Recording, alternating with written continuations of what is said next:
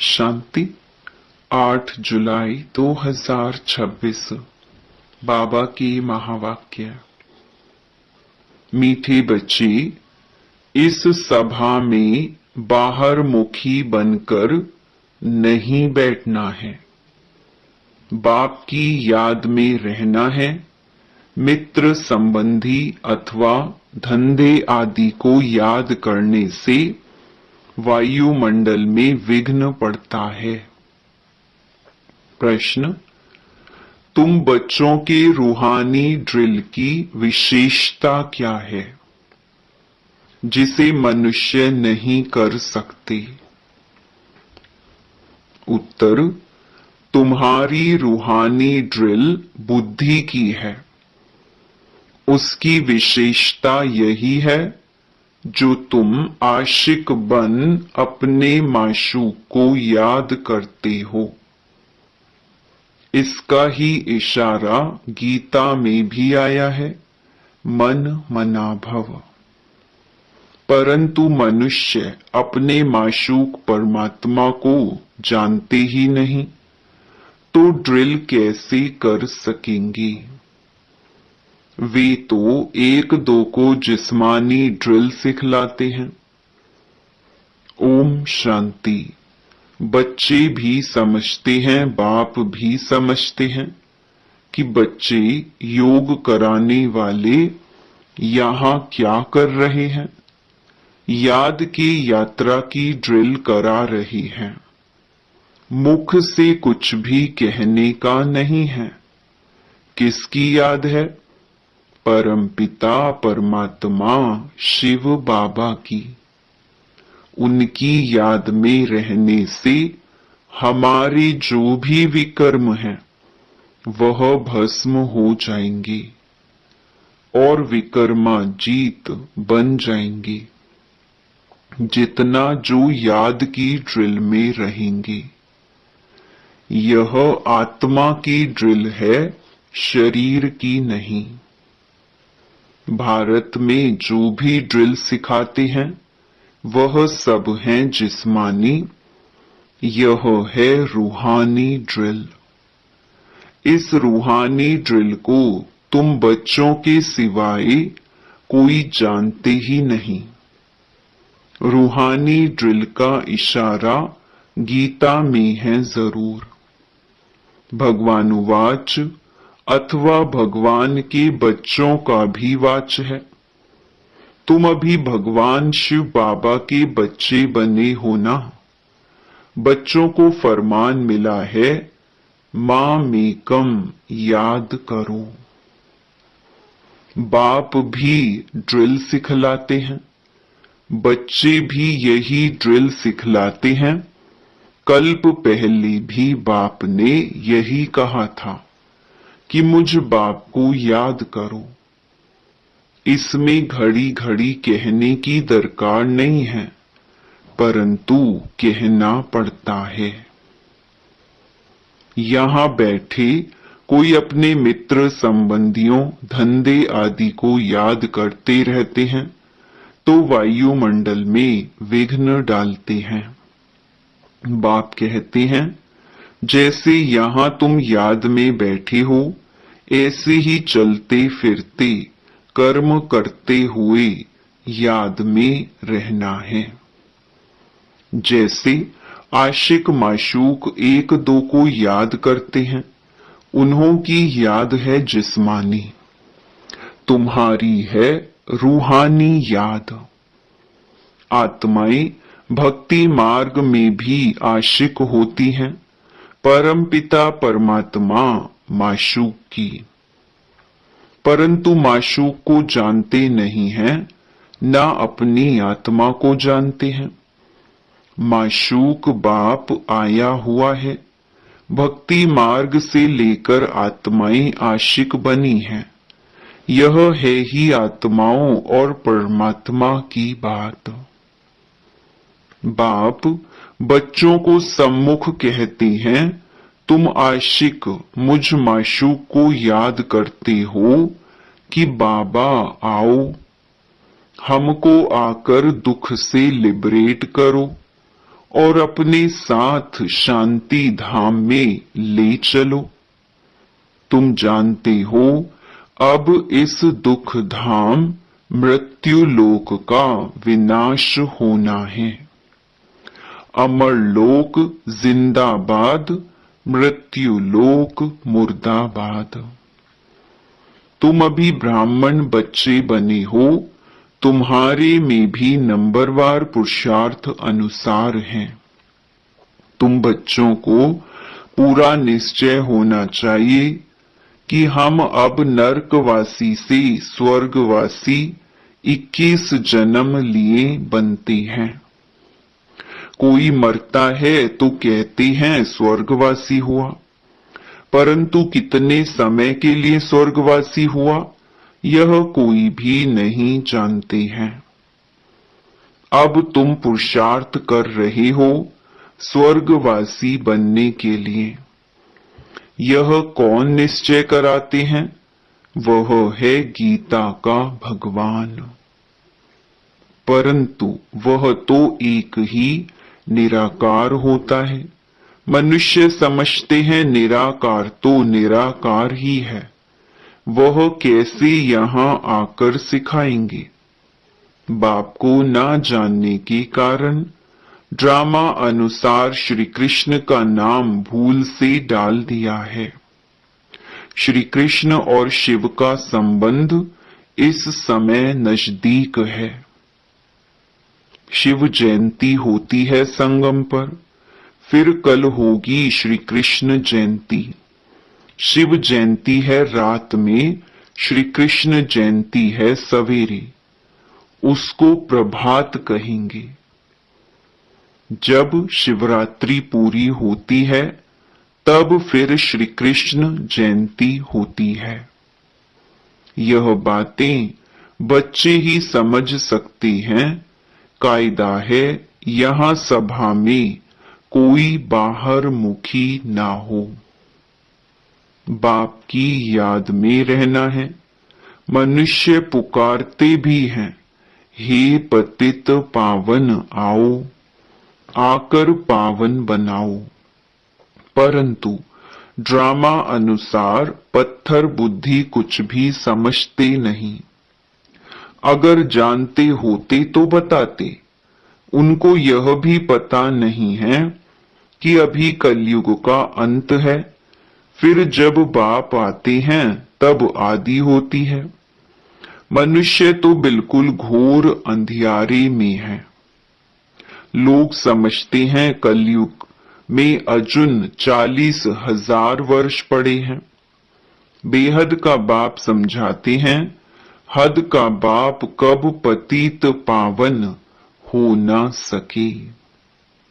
बापू नाम तो बहुतों के रख दिए हैं। बुजुर्ग को भी बापू अथवा पिताजी कहते हैं। यह रूहानी पिताश्री तो एक ही है जो पतित पावन ज्ञान का सागर है। बच्चों को पावन होने के लिए ज्ञान चाहिए। पानी में स्नान करने से कोई पावन थोड़ी बनेंगे।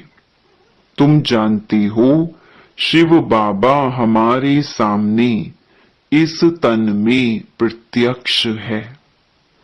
ब्रह्मा द्वारा ब्राह्मणों को राजयोग सिखा रहे हैं।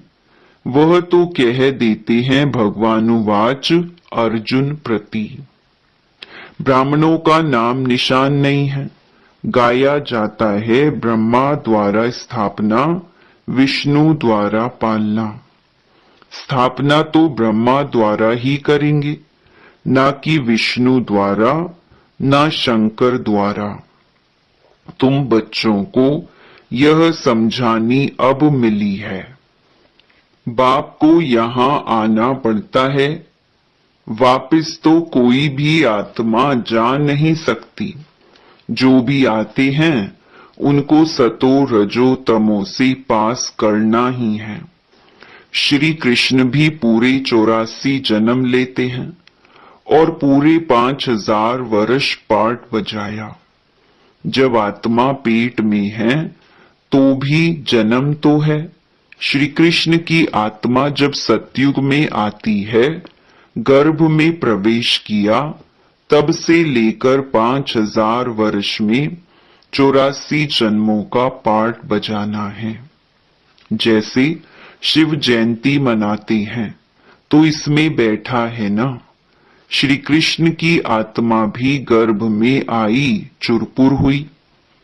उस समय से लेकर 5000 वर्ष का हिसाब शुरू होता है।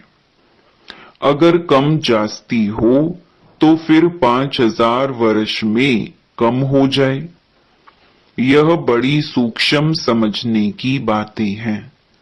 बच्चे जानते हैं श्री कृष्ण की आत्मा फिर से यह ज्ञान ले रही है, फिर से श्री कृष्ण बनने के लिए।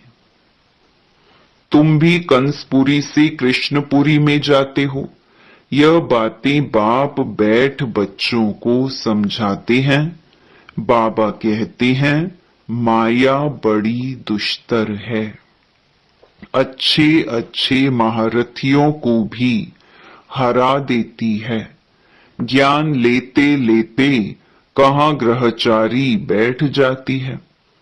आश्चर्यवत हमारा बनंती कथंती, अहो माया फिर भी भागंती हो जाती हैं। कमाई में ग्रहचारी बैठ जाती है। राहु का ग्रहण सबको लगा हुआ है।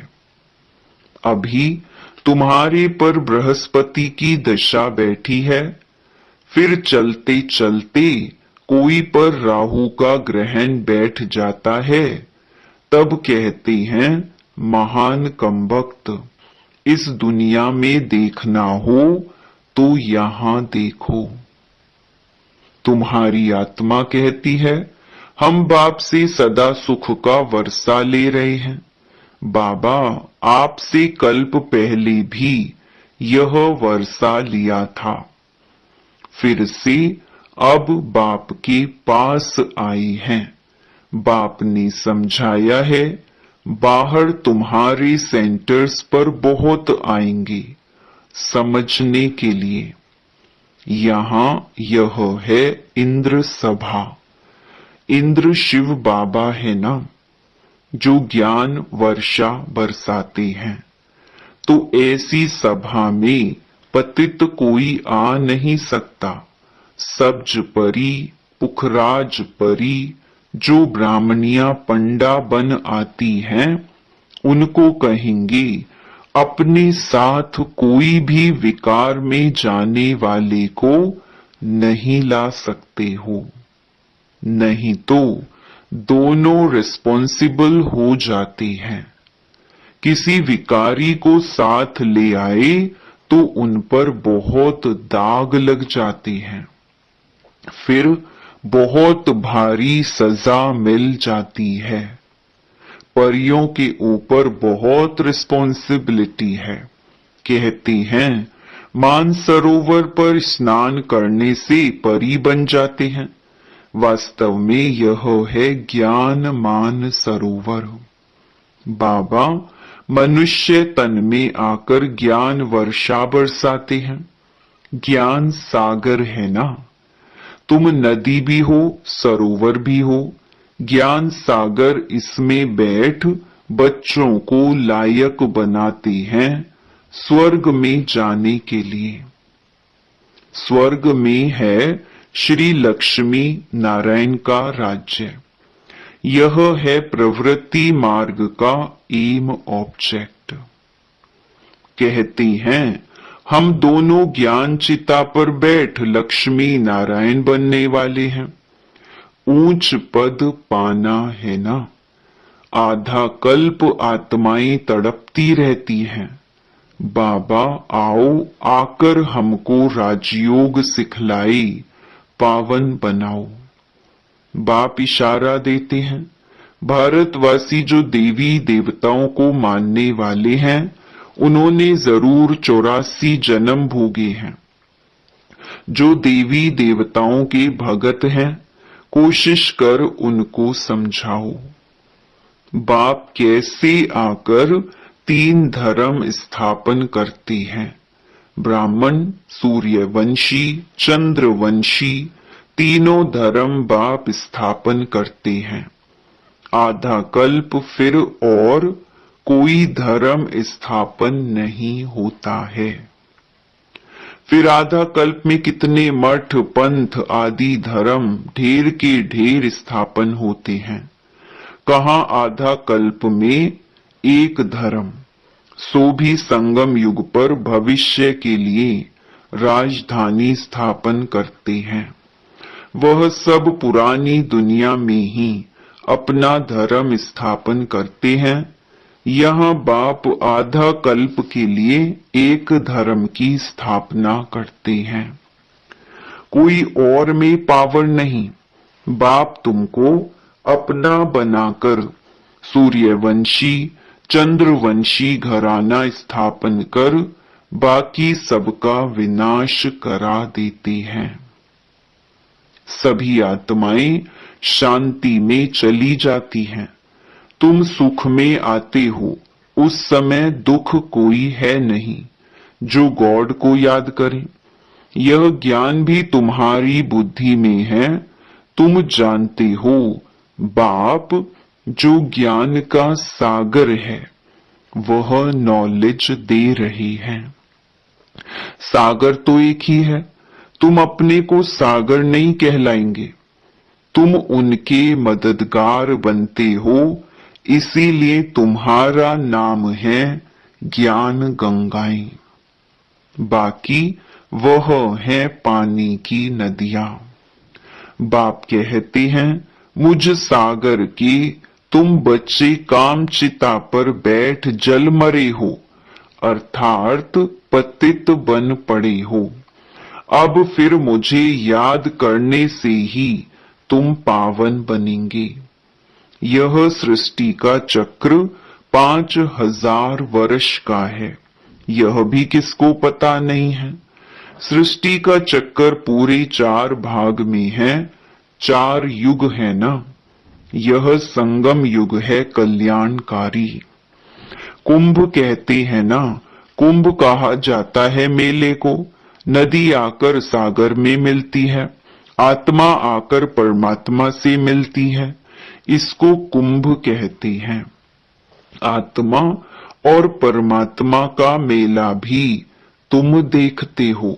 तुम आपस में मिलते हो, सेमिनार करते हो, इसको कुंभ नहीं कहेंगे। सागर तो अपनी जगह पर बैठे हैं, इस तन में है ना। जहां इनका तन वहां ज्ञान का सागर है। बाकी तुम आपस में ज्ञान गंगाएं मिलती हो। नदियां छोटी बड़ी तो होती है ना, वहां स्नान करने जाते हैं।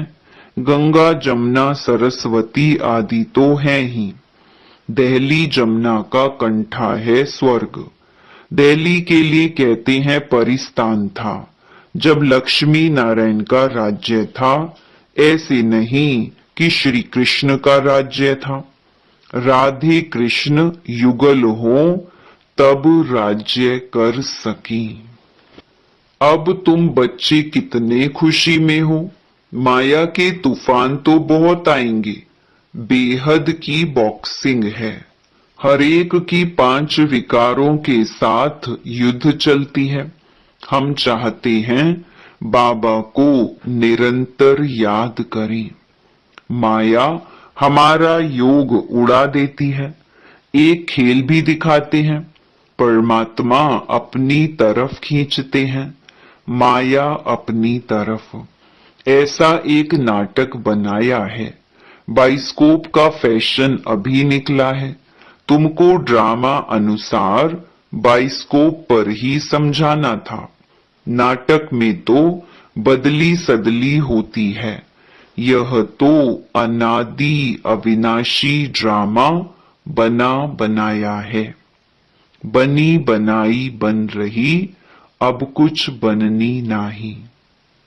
फलाना मर गया, इतना ही पार्ट था, हम चिंता क्यों करें। ड्रामा है ना। शरीर छोड़ दिया फिर थोड़ी ही आ सकता। रोने से फायदा ही क्या। इसका नाम ही है दुख धाम।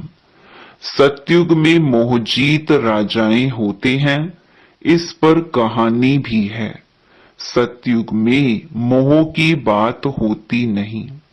यहाँ तो मनुष्यों का कितना मोह है। किसको रोना ना आए तो रोकर भी उनको रुला देंगे, तो समझें कि यह अफसोस करते हैं, नहीं तो ग्लानि हो जाए।